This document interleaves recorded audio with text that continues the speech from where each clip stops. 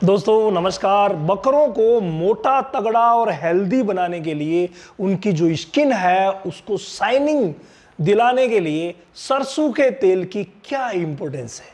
सरसों का तेल हमें कब देना चाहिए, कब नहीं देना चाहिए, ये बहुत सारे प्रश्न आप लोगों के आ रहे थे। तो मैंने सोचा क्यों ना एक वीडियो बना करके आपको बता दिया जाए कि सरसों का तेल जो है उसकी क्या इंपॉर्टेंस होती है, कब देना चाहिए और कब नहीं देना चाहिए।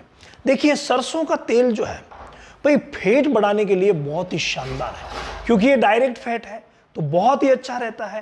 फैट बढ़ाने का एक अच्छा सोर्स है और हमें जिन बकरों को बेचना है वहां फैट की इंपॉर्टेंस ज्यादा है।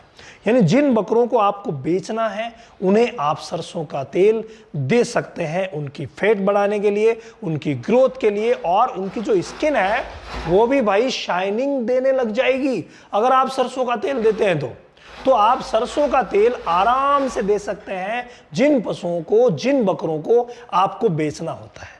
लेकिन भाई आपको पता है इसके क्या नुकसान है? इसके बहुत ही ज्यादा नुकसान होते हैं। अक्सर जो बकरों को कुछ ही समय के लिए पालते हैं उनके लिए ये बहुत अच्छा है, उनके लिए शानदार है। वो सरसों का तेल देंगे 15-20 दिन, मोटा तगड़ा हेल्दी कर लेंगे और फिर उसे बेच देंगे। और वो बेचते हैं तो वो कुर्बानी के लिए, कटने के लिए बेचते हैं, तो उसकी कोई हेडेक भी नहीं है। लेकिन अगर वो नहीं बिकाया, आपके घर पे अगर रह गया, तो भाई उसकी सेहत बिगड़ सकती है, ये तय है। क्योंकि सरसों के तेल का जो आगामी परिणाम होता है वो बहुत खतरनाक होता है। आगामी परिणाम का मतलब क्या हुआ? अगर आप सरसों का तेल देते हैं तो उसका जो पेट है, उसका जो रूमन है वो खराब हो जाएगा।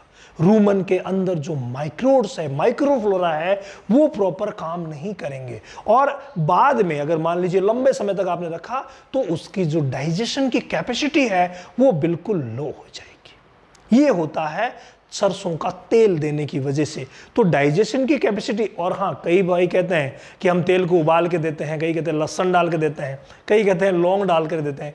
कुछ भी दीजिए, तेल आखिर तेल है, सब सेम है। तो तेल आखिर तेल है, तो तेल देने के ये नुकसान जो मैं बता रहा हूं वो 100% होंगे ही होंगे। अगर कोई बकरा आपके घर पे रह गया तो उसका डाइजेशन डिस्टर्ब होगा ही होगा। और अगर आपने 15-20 दिन, महीने में, 2 महीने में तैयार करके और उसे बेच दिया है, वो काम आ गया है, तो उसमें तो कोई दिक्कत है नहीं। लेकिन अगर घर पे है तो फिर उसका डाइजेशन डिस्टर्ब हो जाएगा। इसीलिए आप हमेशा ध्यान दीजिए, बकरों को मोटा तगड़ा करने के लिए सरसों का तेल उसी समय दिया जाता है जब उनको बेचना हो। जो कि अगर एक एनिमल की दृष्टि से देखें, एक पशु की दृष्टि से देखें, तो सरसों का तेल नुकसानदायक है।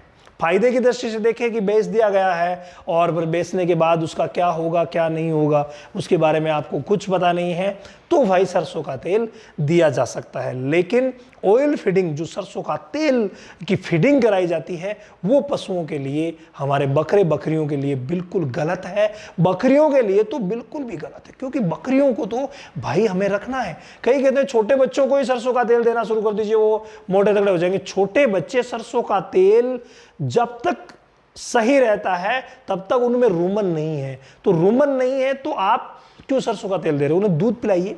जैसे जो छोटे बच्चे होते हैं, जो जन्म से लेकर के, और बच्चा जब महीने से लेकर के धीरे धीरे करके बड़ा होता जाता है, जो जो उसमें रूमन जो है वो विकसित होता जाता है, और 6 महीने के होते होते उसका रूमन पूरा विकसित हो जाता है। तो कई कहते हैं बच्चों को पिला दीजिए, लेकिन भाई बच्चों को भी अगर आप पिलाओगे तो आगामी परिणाम, एक बार के लिए आपको लगेगा कि ग्रोथ अच्छी हो रही है, लेकिन आगामी जो परिणाम है सरसों के तेल के वो खराब रहते हैं।